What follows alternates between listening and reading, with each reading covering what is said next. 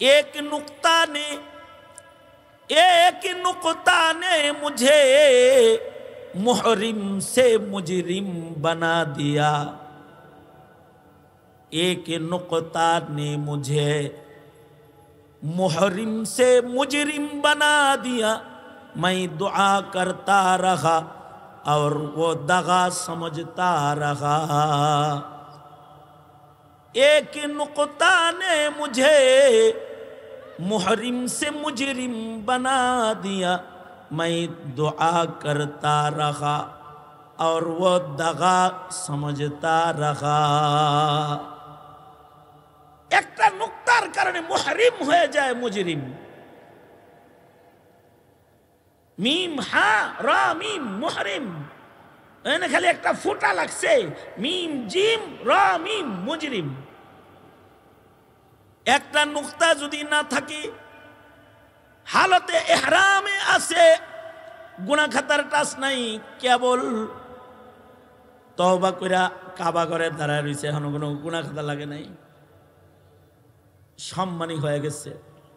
আবার ইহরামটা খুললা তওবার পরে একটা নুকতা লাগায়া লাইছে, একটা মিথ্যা কথা বলেছে,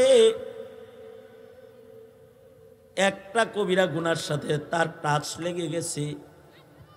তো একটা কবিরা গুনার কারণে সম্মান থেকে অসম্মানী হয়ে যাবে, ছিল সম্মানী এবার হয়ে যাবে অপরাধী মুজরিম।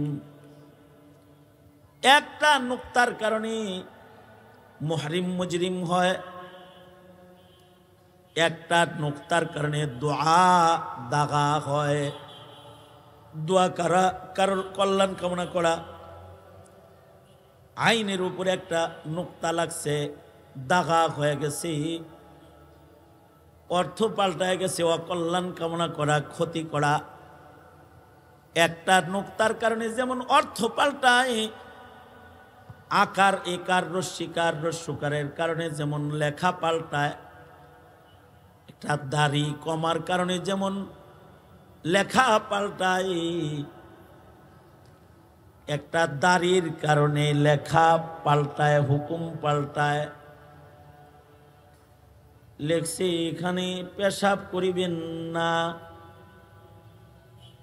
করিলে 100 টাকা জরিমানা। খালি একটা ছোট্ট একটা টান নার আগে পড়ে গেছে, তো হয়ে গেছে এখানে পেশাব করবেন না, করলে 100 টাকা জরিমানা। খুব বেশি কিছু লাগে না, কলমের একটা দাগ, দাড়ি কমার কারণে অর্থ পাল্টাইছে, হয়তো টাকা দিউন লাগবো কইরা, তাছাড়া টাকা দিউন লাগবো না কইরা, মুইটা টাকা দিয়ে চলে যাওয়ান লাগবো দাড়ি কমায় ভুল করলে। আর দাড়ি কমা সত্য পড়লে টাকাটা পকেটে থাকবো। একটা দাড়ি কমার কারণে যেমন লেখার তর্জমা পাল্টায়, একটা ফুটার কারণে যেমন অক্ষরের তর্জমা পাল্টায়, অনুবাদ পাল্টায়, আমল নামায় একটা কবিরা গুনার ফুটার কারণে জান্নাত থেকে জাহান্নামে গ্রেফতার হয়ে যায়, একটা গুনার কারণে। এ কারণে একটা গুনাও নিয়ে কবরে যাওয়া যাবে না। মনে রাখতে হবে, একটা গুনাহ মুছার যন্ত্র যা, জিন্দেগির সব গুনাহ মুছার যন্ত্র তা। মহান আল্লাহ তাআলা গুনার নাপাক ওয়ালা মানুষদেরকে আল্লাহ তাআলা পবিত্রতার গোসল দান করেন যদি বান্দা খালি গোসলখানায় হাজির হয়। যেমন ওয়াজ মাহফিল করেছে ইনসাফ, এটা একটা গোসলখানা। এখানে কেউ আসছে তো জিন্দেগির সব গুনাহ মাফ করে দিবে, পেছনের গুনাহ মাফ করবে, হাদিসে আছে। ফিরিস্তাদেরকে সাক্ষী রেখে রেখে আল্লাহ বলে দিবে, এই বান্দাগুলা জীবনের সব কাজ বাদ দিয়া আমার ক্ষমা নিতে বসছে, তোরা সাক্ষী থাক, আমি ওদের জীবনের গুনাহ মাফ করে দিলাম। ক্ষমা করে দিবেন আল্লাহ তাআলা, ক্ষমা করেন, বড় বড় অপরাধীকে ক্ষমা করেন। সারা জিন্দেগি অপরাধ করার পরে কেউ ভুল বুঝছে, বুঝা বলছে আল্লাহ মাপ চাই, তো আল্লাহ কয় যা মাপ করে দিলাম। কারণ আমার গুনার আয়তন যত বড়, আল্লাহর রহমতের আয়তন তার চেয়ে অনেক বড়। আমার গুনাহ যতই হোক, আমার প্রতি আমার রবের ভালোবাসা অনেক বড়। কারণ আমার আপনার মালিক তো চায় না যে তার জ্বালানো আগুনের চুলার ভেতরে, দোজকের ভেতরে আমি পড়ে যাই, আপনি পড়ে যান। আমাদের মালিক তো এটা চায় না। আল্লাহর রাসূল সাল্লাল্লাহু আলাইহি ওয়াসাল্লাম এক গাজওয়াত থেকে আসতেছেন, তো নবীজি সাহাবায়ে কেরামদেরকে লয়ে আইতেছেন। দেখেন এক মহিলা চুলা জ্বালাইছে। আগের জমানার চুলা, এখনকার চুলা না। এখনকার চুলা তো ডিজিটাল চুলা। এখনকার চুলার আগুন চুলার বাইরে যাবে না। আমার হজরতের মাদ্রাসায় এক চুলা মিস্ত্রি আইছে, 2টা চুলা বানায় দিব, মজুরি হইল 1,85,000 টাকা মাত্র। তাও লাকড়ির 2টা চুলা বানায় দিবে। 2টা লাকড়ির চুলা বানাবি, এর জন্য মজুরি হলো 1,85,000। তার ভেতরে লাকড়ি ঢুকানো হবে, এ লাকড়ির চুলার দাম এত। এখন তো ডিজিটাল জমানা, উন্নত চুলা আছে। আগের জমানায় এত উন্নত চুলা ছিল না। 3টা পাথরের চাকার উপরে পাতিল বসায় রান্না করছে, এইটাই হইল চুলা। বাতাস আসলে আগুন বের হয়ে আসছে বাইরে। মহিলা নিজের সন্তানকে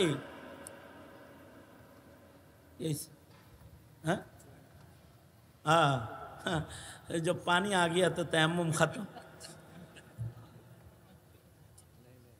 बाबा आया से আমার বয়ান করার হিল্লত নষ্ট হয়ে গেছে।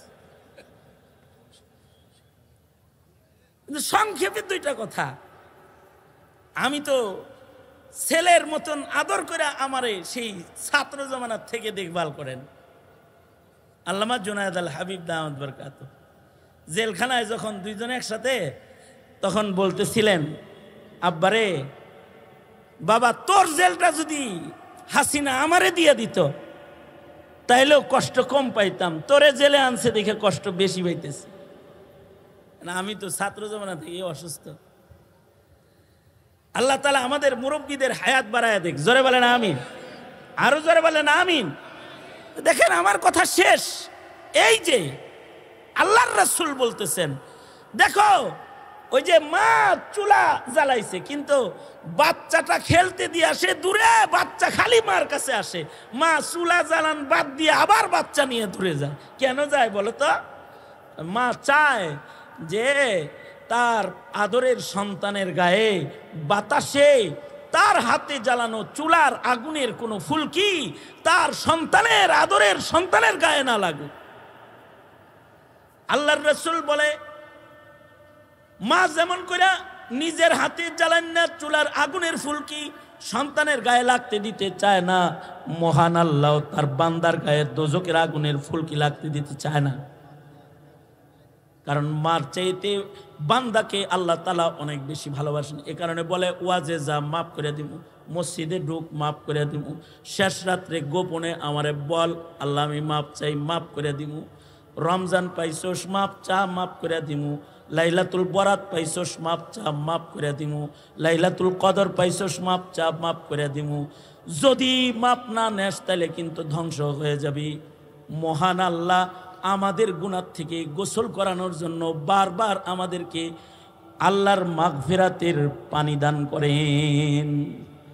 আল্লাহর মাগফিরাতের পানি সবচেয়ে বেশি বর্ষিত হয় রমাদানুল মুবারকে।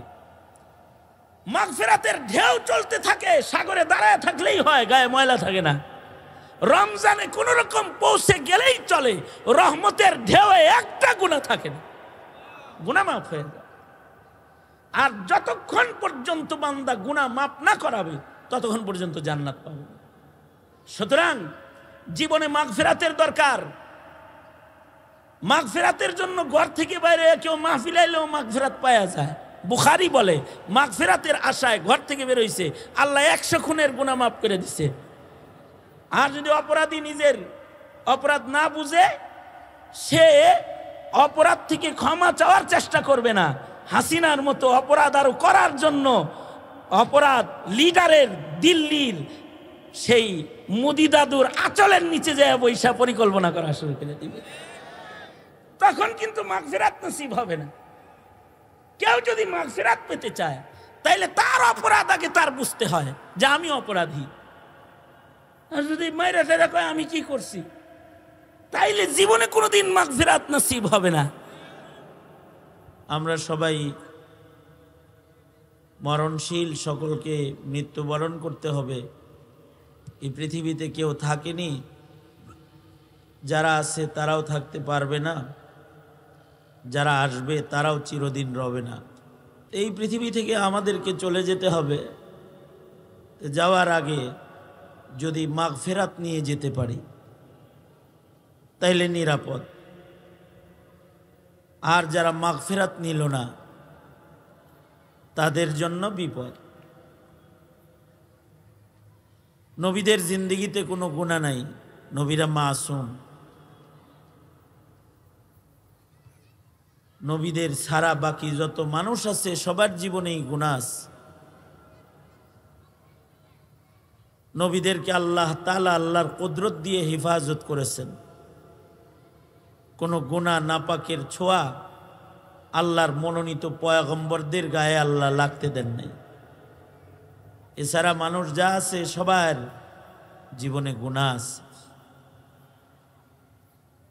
কিন্তু সফল হইল তারা যারা মরার আগেই মাগফিরাতটা নিয়ে নিল আল্লাহর কাছ থেকে। যা গুনাহ হয়েছে তার থেকে রবের কাছ থেকে মাগফিরাত নিয়ে নিছে, তো সে সফল হয়ে গেছে। কারণ যারা আল্লাহর কাছ থেকে মাগফিরাত নেয়, তওবা করে, তারা গুনাহমুক্ত হয়ে যায়। কায়াউমিন ওয়ালাদাতহু উম্মুহু, তাদের মা যেন কেমন যেন তাদেরকে কেবল প্রসব করেছে এমন হয়ে যায় যে তাদের কোনো গুনাহ থাকে না। আর গুনাহ যখন মুছে যায় তখন সে নিরাপদ হয়ে যায়। কারণ যারা গুনাহমুক্ত হয়ে গেল তারা জান্নাতে ঢোকার উপযুক্ত হয়ে গেল। জান্নাত গুনাহমুক্ত মানুষের জন্যই আল্লাহ বানাইছে। উইদ্দাত লিল মুত্তাকিন। একটা গুনার নাপাক সহ জান্নাতে যাওয়া সম্ভব না। একটা গুনার নাপাক সহ আল্লাহর জান্নাতে যাওয়া সম্ভব না। আল্লাহ তাআলা পাক, আল্লাহর জান্নাত পাক। জান্নাতে তারাই যাবে যারা পাক বান্দা হবে, পবিত্র হবে, যাদের আমলনামা হবে পাক, যাদের আমলনামার গুনাহ মুছবে, যারা পবিত্র আমলনামার মালিক হবে তারা পবিত্র জান্নাতে ঢোকার উপযুক্ত হবে। যতক্ষণ না পর্যন্ত গুনার নাপাক থেকে কেউ পুত পবিত্র না হবে ততক্ষণ পর্যন্ত আল্লাহর জান্নাতে ঢোকার উপযুক্ত বান্দা হবে না।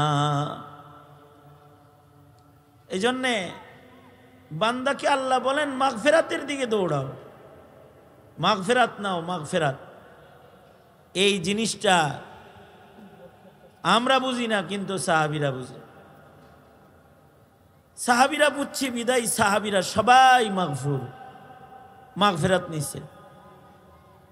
আহলুস সুন্নাতি ওয়াল জামাআর আকীদা। আহলুস সুন্নাতি ওয়াল জামাআর আকীদা হলো 1.25 লাখ সাহাবীর একজন সাহাবীও গুনাহ নিয়ে কবরে যায় নাই। সাহাবায়ে কেরাম সবাই আল্লাহর কাছ থেকে মাগফিরাত নিয়ে নিয়েছেন। আল্লাহ পাক তাদের উপরে রাজি হয়ে গেছেন। তাদের জীবনে গুনাহ হয়েছে, কিন্তু গুনার নাপাক সহ তারা কেউ কবরে যায় নাই। গুনার নাপাকিকে মুইসা আল্লাহর কাছে মাহবুব হয়ে তারা কবরে গেছেন। এ কারণে সাহাবীদের ঈমানটা আল্লাহর কাছে পছন্দের। উলাইকা হুমুল মুমিনুনা হাক্কা। তারা গুনাহ করে নাই, গুনাহ নিয়া তারা কবরে যায় নাই। যদি গুনাহ হয়েছে তো এই গুনাহকে দুনিয়ার মাটিতেই মাগফিরাত নিয়ে নিছে। জাহান্নামে যাইতে কতগুলো গুনাহ লাগে? জাহান্নামে যাইতে অনেক গুনাহ লাগে না। আহলুস সুন্নাতি ওয়াল জামার এটাও একটা আকীদা, এটা একটা বিশ্বাস। একটা কবিরা গুনাহ বান্দার দোজখে যাওয়ার জন্য যথেষ্ট। একটা কবিরা গুনাহই যথেষ্ট। যদি একটা কবিরা গুনাহ কারোর কবরে যায়, তো কবিরা গুনাহ এত ভয়ঙ্কর জিনিস যে একটি কবিরা গুনাহ দোজখের আগুনে যাওয়ার জন্য যথেষ্ট। এই জিনিস যতদিন পর্যন্ত প্রজন্মের মুসলমানকে বোঝানো না হবে, ততদিন পর্যন্ত কেউ গুনাহ ছাড়তে পারবে না। আর যদি গুনাহ না ছাড়ে, গুনাহগারের নামাজ কবুল হয় না, গুনাহগারের রোজা কবুল হয় না, গুনাহগার ময়দানে গেলে তারে বিজয় আল্লাহ দেয় না। গুনাহ তো দূরের কথা, একটা সুন্নতের খেলাফ কাজ করলে আল্লাহ তাআলা বিজয়ের মালা ছিনায় নিয়ে নেয়, বিজয় গুনাহগারকে দেয় না। কারণ গুনার নাপাক যার গায়ে লাগা থাকে, যার আমল নামায় গুনার নাপাক থাকে, তাকে আল্লাহ তাআলা অপছন্দ করে। যার গায়ে গুনার ময়লা থাকে তাকে ফেরেশতারা অপছন্দ করে। যার গায়ে গুনার ময়লা থাকে তাকে ফেরেশতারা ঘৃণা করে, আল্লাহ ঘৃণা করে, আল্লাহ থেকে তারা দূরে চলে যায়। যদি আমাদের কারোর গায়ে সামান্য নাপাক লেগে থাকে, আমাদের থেকে মানুষ দূরে চলে যাবে নাক দইরা। চোখের কোনায় যদি সামান্য ময়লা থাকে, তাহলে চেহারার দিকে তাকায় কথা বলে না। গায়ে যদি নাপাক লয়ে ঘুরে, তার সাথে কেউ মুসাফা করবে না, মুআনাকা করবে না। শরীরে যদি ময়লা থাকে, তারে চেয়ারে সোফায় বসতে দিবে না, তারে ঘরে ঢুকাইব না। যদি গায়ে ময়লা থাকে, তাহলে বলবে আগে গোসল করে আয়। যদি গায়ে ময়লা থাকে, নিজের সন্তান পিতাকে আগে বাথরুমে ঢুকায়। যদি গায়ে ময়লা থাকে, মা তার সন্তানকে আগে ধৌত করে, আগে তার ময়লা সাফ করে, তারপরে ঘরে লয়, কোলে লয়।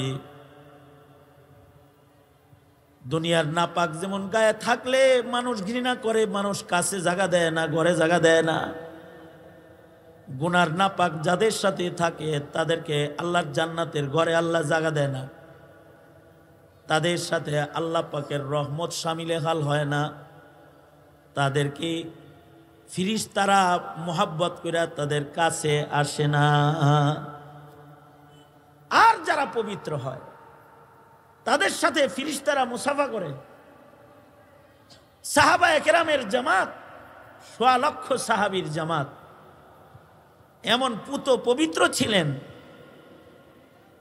ওনারা সালাম ফিরাইতেন একদিক দিয়া, আর এক দিক দিয়া নামাজের ফাঁকে ফাঁকে 2 রাকাত নামাজ শেষ করতেন। তো সাহাবীরা এমন পবিত্র ছিলেন যে ফেরেশতারা তাদের সাথে মুসাফা করত। এই পবিত্রতা তাদের লিবাসের, সাজসজ্জার আর মেকআপের সৌন্দর্য না, এটা তাদের আমলের আর তাদের আমল নামার পুত পবিত্র হালাতের সৌন্দর্য। এজন্য এই পৃথিবীর যত মানুষ আছে, সব মানুষ 2 ভাগে ভাগ হয়ে যাবে মরার পরে।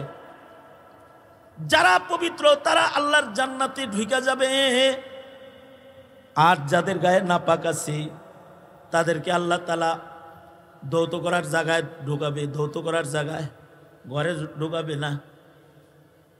হয়তো নিজের গুনাহ দুনিয়ার মাটিতে চোখের পানি দিয়ে বান্দা ধুইবে, ধুইয়া পাক হয়ে কবরে যাবে, সোজা জান্নাত পাবে। আর যদি গুনাহ সহ যায়, তাহলে আগুন দিয়া পুইড়া তাজকিয়াতান, ঈমান থাকলেও তাকে দোজখের আগুনে আল্লাহ পোড়া দিবে। যদি তার ঈমান থাকেও, সে কালিমা ওয়ালা, তার ঈমান আছে, এরপরেও তাকে দোজখের আগুনের ভিতরে পুড়বে। কেন? তার গুনার নাপাক গায়ে আছে। নাপাক সহ জান্নাতের ঘরে কাউকে জায়গা দেওয়া হয় না। কেউ যেতে পারবে না। একটা গুনাহ হইলেই হবে। একটা কবিরা গুনার কারণেও দোজখের আগুনে যাওয়া লাগতে পারে, যদি না মহান আল্লাহ মাফ না করেন, তাইলে তাকে দোজখের আগুনে নিক্ষিপ্ত হইতে হবে। এ কারণেই একটা গুনাহ যেন না হয়, একটা গুনাহ যেন আমল নামায় না রয়। নিজের অজান্তেও যদি গুনাহ হয়ে যায় তাও বলবে রব্বানা লা তুআখিযনা ইন নাসিনা আও আখতানা। আল্লাহর কাছে বলতে থাকবে, আল্লাহ ভুলেও যদি কিছু করে থাকি গুনাহ, এইটাও আপনি আমল নামার থেকে মুছা দেন। আল্লাহর কাছে এটা বলতে হবে। এটা বান্দা যদি রবের কাছে পৌঁছতে চায়, রবের ঘর জান্নাতে যদি ঢুকতে চায়, তাহলে তার এরকম হইতেই হবে। মনে মনে ভাবতে পারেন, হুজুর একটা গুনার কারণে কি এত নিকৃষ্ট বান্দা হয়? এই এই এই আপনারা কি আমার কথা শুনতেছেন? তো সামনে যারা আছেন রাগ হইছেন, আপনারা এইদিকে থাকেন। সারা দুনিয়া কিয়ামত হয়ে যাক, সামনে আছেন আপনারা এইদিকে থাকেন, আমি আপনাদের দিকে আছি। আমি আপনাদেরকে খেতাব করে করে কথা বলতেছি, সুতরাং আপনারা এইদিকে থাকেন। মনে মনে ভাবতে পারেন, একটা গুনার কারণে রব এত নারাজ হবে? হ্যাঁ, একটা আকার একার রস্যিকারের কারণে অর্থ বদলায়, একটা ফুটার কারণে, প্রশ্নবোধক বোধক একটা চিহ্নর কারণে লেখা নিয়ে তোল কালাম হয়ে যায়, একটা ফুটার কারণে। একটা নুক্তার কারণে অর্থ পাল্টায়, তাহলে একটা গুনার কারণে তকদির কেন পাল্টাবে না? গুনাহ কি ছোট জিনিস? একটা নুক্তার কারণে অর্থ পাল্টায়। এক নুক্তা নে মুঝে মুহরিম সে মুজরিম বানা দিয়া। এক নুক্তা নে মুঝে मुहरिम से मुजरिम बना दिया। मैं दुआ करता रहा और वो दगा समझता रहा। एक नुक्ता ने मुझे मुहरिम से मुजरिम बना दिया। मैं दुआ करता रहा और वो दगा समझता रहा। একটা নুক্তার কারণে মুহরিম হয়ে যায় মুজরিম। মিম হা রা মিম মুহরিম, এখানে খালি একটা ফুটা লাগছে, মিম জিম রা মিম মুজরিম। একটা নুক্তা যদি না থাকে, হালতে ইহরামে আছে, গুনাহ খাতার টাচ নাই, কেবল তওবা কইরা কাবা ঘরে দাঁড়ায় রইছে, এখনো কোনো গুনাহ খাতা লাগে নাই, সম্মানী হয়ে গেছে। আবার এহরামটা খুললা তওবার পরে একটা নোক্তা লাগায়া লাইছে, একটা মিথ্যা কথা বলেছে, একটা কবিরা গুনার সাথে তার টাচ লেগে গেছে। তো একটা কবিরা গুনার কারণে সম্মান থেকে অসম্মানী হয়ে যাবে, ছিল সম্মানী এবার হয়ে যাবে অপরাধী মুজরিম। একটা নোক্তার কারণে মুহরিম মুজরিম হয়, একটা নোক্তার কারণে দোয়া দাগা হয়। দোয়া করা, কারোর কল্যাণ কামনা করা, আইনের উপরে একটা নোক্তা লাগছে, দাগা হয়ে গেছে, অর্থ পাল্টায় গেছে, অকল্যাণ কামনা করা, ক্ষতি করা।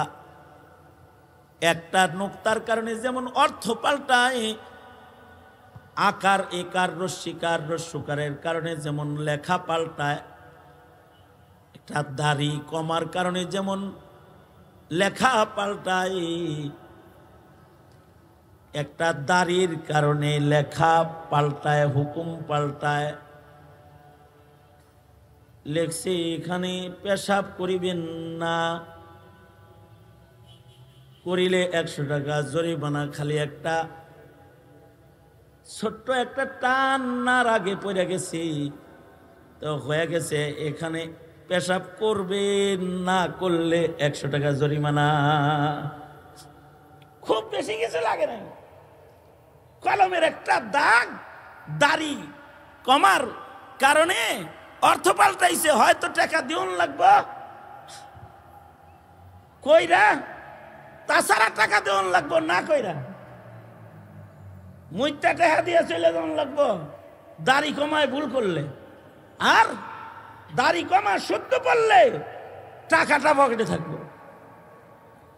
একটা দাড়ি কমার কারণে যেমন লেখার তর্জমা পাল্টায়, একটা ফুটার কারণে যেমন অক্ষরের তর্জমা পাল্টায়, অনুবাদ পাল্টায়, আমল নামায় একটা কবিরা গুনার ফুটার কারণে জান্নাত থেকে জাহান্নামে গ্রেফতার হয়ে যায়, একটা গুনার কারণে। এ কারণে একটা গুনাও নিয়ে কবরে যাওয়া যাবে না। মনে রাখতে হবে, একটা গুনাহ মুছার যন্ত্র যা, জিন্দেগীর সব গুনাহ মুছার যন্ত্র তা। মহান আল্লাহ তাআলা গুনার নাপাক ওয়ালা মানুষদেরকে আল্লাহ তাআলা পবিত্রতার গোসল দান করেন যদি বান্দা খালি গোসলখানায় হাজির হয়। যেমন ওয়াজ মাহফিল করেছে ইনসাফ, এটা একটা গোসলখানা। এখানে কেউ আসছে তো জিন্দেগীর সব গুনাহ মাফ করে দিবে, পেছনের গুনাহ মাফ করবে, হাদিসে আছে। ফিরিস্তাদেরকে সাক্ষী রেখে রেখে আল্লাহ বলে দিবে, এই বান্দাগুলা জীবনের সব কাজ বাদ দিয়া আমার ক্ষমা নিতে বসছে, তোরা সাক্ষী থাক, আমি ওদের জীবনের গুনাহ মাফ করে দিলাম। ক্ষমা করে দিবেন আল্লাহ তাআলা, ক্ষমা করেন, বড় বড় অপরাধীকে ক্ষমা করেন। সারা জিন্দেগি অপরাধ করার পরে কেউ ভুল বুঝছে, বুঝা বলছে আল্লাহ মাপ চাই, তো আল্লাহ কয় যা মাপ করে দিলাম। কারণ আমার গুনার আয়তন যত বড়, আল্লাহর রহমতের আয়তন তার চেয়ে অনেক বড়। আমার গুনাহ যতই হোক, আমার প্রতি আমার রবের ভালোবাসা অনেক বড়। কারণ আমার আপনার মালিক তো চায় না যে তার জ্বালানো আগুনের চুলার ভেতরে, দোজকের ভেতরে আমি পড়ে যাই, আপনি পড়ে যান। আমাদের মালিক তো এটা চায় না। আল্লাহর রাসূল সাল্লাল্লাহু আলাইহি ওয়াসাল্লাম এক গাজওয়াত থেকে আসতেছেন, তো নবীজি সাহাবায়ে কেরামদেরকে লয়ে আইতেছেন। দেখেন এক মহিলা চুলা জ্বালাইছে। আগের জমানার চুলা, এখনকার চুলা না। এখনকার চুলা তো ডিজিটাল চুলা। এখনকার চুলার আগুন চুলার বাইরে যাবে না। আমার হজরতের মাদ্রাসায় এক চুলা মিস্ত্রি আইছে, 2টা চুলা বানায় দিব, মজুরি হইল 1,85,000 টাকা মাত্র। তাও লাকড়ির 2টা চুলা বানায় দিবে। 2টা লাকড়ির চুলা বানাবে, এর জন্য মজুরি হলো 1,85,000। তার ভেতরে লাকড়ি ঢুকানো হবে, এ লাকড়ির চুলার দাম এত। এখন তো ডিজিটাল জমানা, উন্নত চুলা আছে। আগের জমানায় এত উন্নত চুলা ছিল না। 3টা পাথরের চাকার উপরে পাতিল বসায় রান্না করছে, এইটাই হইল চুলা। বাতাস আসলে আগুন বের হয়ে আসছে বাইরে। মহিলা নিজের সন্তানকে